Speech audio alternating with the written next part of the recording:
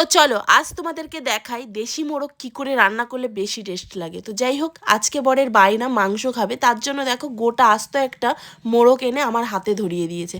এখন কি করে রান্না করব চলো আজ তোমাদেরকে সেটাই দেখাই। আর এই আস্ত মোরগ আনার একটাই কারণ, কারণ বাজার থেকে পরিষ্কার করে আনতে গেলে নাকি অনেক কিছু বাদ যায়, তার জন্য আজকে তোমাদের দাদাভাই বাড়ি বসেই যা করার করছে। তারপরে আমি রেডি হয়ে চলে এলাম রান্নাঘরে। আজ সবাই যেন মাটির উনুনে কাঠের জালের রান্না, আজকের রান্নাটা সেই করব। তো যাই হোক, এইদিকে দেখো বর মাংস পুরো একদম সুন্দরভাবে পিস পিস করে নিয়ে এলো। তারপরে মাংস রান্না করতে গেলে যেগুলো লাগে, আমাদের জমির খাঁটি আলু, তারপরে আছে এদিকে পেঁয়াজ, সুন্দরভাবে পেঁয়াজগুলো কুচিয়ে রেখে দিয়েছি। তার সঙ্গে আছে আদা রসুনের পেস্ট, সঙ্গে আছে শুকনো লঙ্কা ধনিয়া জিরের পেস্ট, আর এইদিকে আছে ফোড়ন দেওয়ার জন্য শুকনো লঙ্কা তেজপাতা জিরে, যেটা সব থেকে মেইন ফোড়নে দেওয়ার জন্য। তারপরে এইদিকে আমি আমার কড়াইটা সুন্দরভাবে গরম করে নিলাম।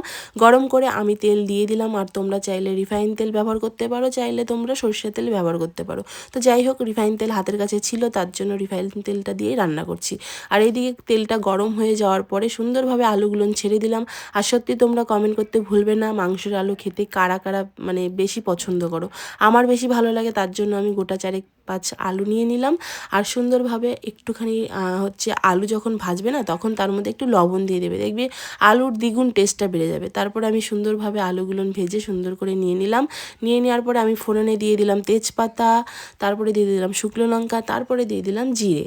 তো ভালো করে তেল গরম করার পরেই কিন্তু দিতে হবে। তো যাই হোক, এদিকে আমি ফোড়ন দেওয়ার পরে দিয়ে দিলাম পেঁয়াজ কুচিগুলো, ভালো করে নেড়ে চেড়ে সুন্দরভাবে ভেজে দেখেছো। আর সত্যি কথা বলতে কি জানো তো, কাঠের জালের রান্না খেতে আবার টেস্ট হবে না। তো এইদিকে আমি ভালো করে পেঁয়াজটা ভাজার পরে দিয়ে দিলাম আদা রসুনের পেস্ট, যেটা ভালো করে নাড়াচাড়া করে ভেজে নিতে হবে। আর একটা কথা মনে রেখো, মাংস রান্না করতে গেলে কিন্তু মশলাটাই মেইন। মশলাটা তুমি যত ভালো সুন্দর করে করবে, মাংসর দ্বিগুণ কিন্তু স্বাদটা বেড়ে যাবে। তারপরে আমি দিয়ে দিলাম শুকনো লঙ্কার পেস্ট, আর এর মধ্যে কী কী আছে সেটা তো তোমরা জানো। তারপরে মশলাটা ভালো করে নাড়িয়ে চাড়িয়ে ভালো সুন্দর করে ভেজে নিচ্ছি। যেহেতু মশলাটা সুন্দর করে কষাতে হবে, তার জন্য নিয়ে নিলাম আমি জল। মশলাটা ভাজার পরে দিয়ে জল দিয়ে ভালো করে নেড়ে চেড়ে কষিয়ে নিচ্ছি।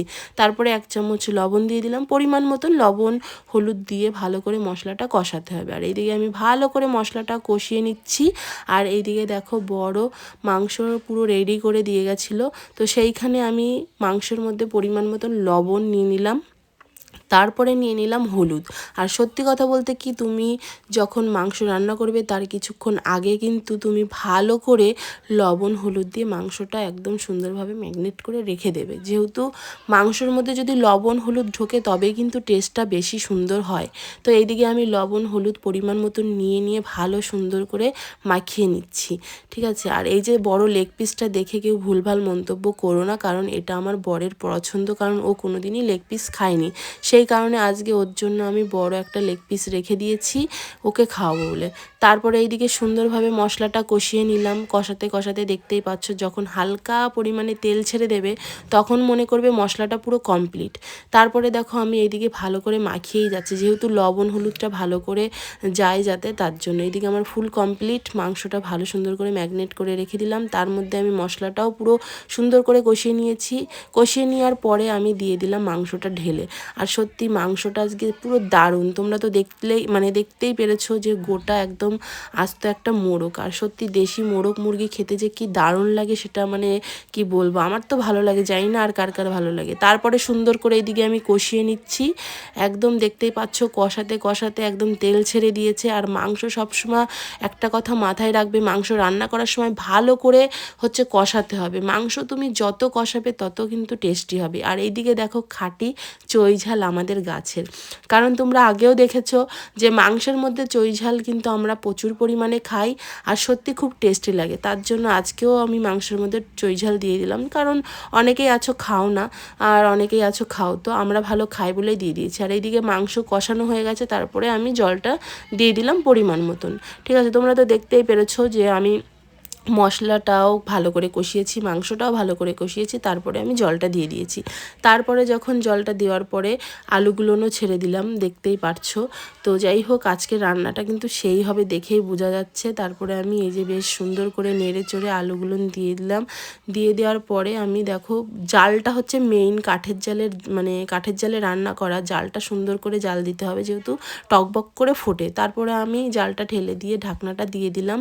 তারপরে আমি গরম মশলাটা শিলে বেটে নিলাম, একদম খাঁটি গরম মশলা। গরম মশলাটা কিন্তু প্যাকেটের আমি ব্যবহার করি না, আমি হচ্ছে যেন আস্তই গরম মশলা ব্যবহার করি। তারপরে আমি কিছুক্ষণ মাংসটা ফোটার পরে আমি গরম মশলাটা দিয়ে দিলাম একটু আগে। অনেকেই আছো নামানোর কিছুক্ষণ আগে দাও, কারণ ওই সেন্টটা না একদম ভালো লাগে না, যার জন্য আমি অনেকটা আগেই দিই, যেহেতু গরম মশলাটার কাজও হয়ে যাবে আর ওই যে একটা কাঁচা গন্ধ, ওই গন্ধটা যাতে না থাকে তার জন্য একটু আগে দিয়ে দিয়েছি। আর এইদিকে দেখো একদম এত সুন্দর জাল উঠেছে, কাঠের জাল, বলার মতন না। তারপরে আমি আবার ঢেকে দিলাম, যেহেতু একটু তাড়াতাড়ি হওয়া দরকার, এইদিকে সবার খিদে পেয়ে গেছে।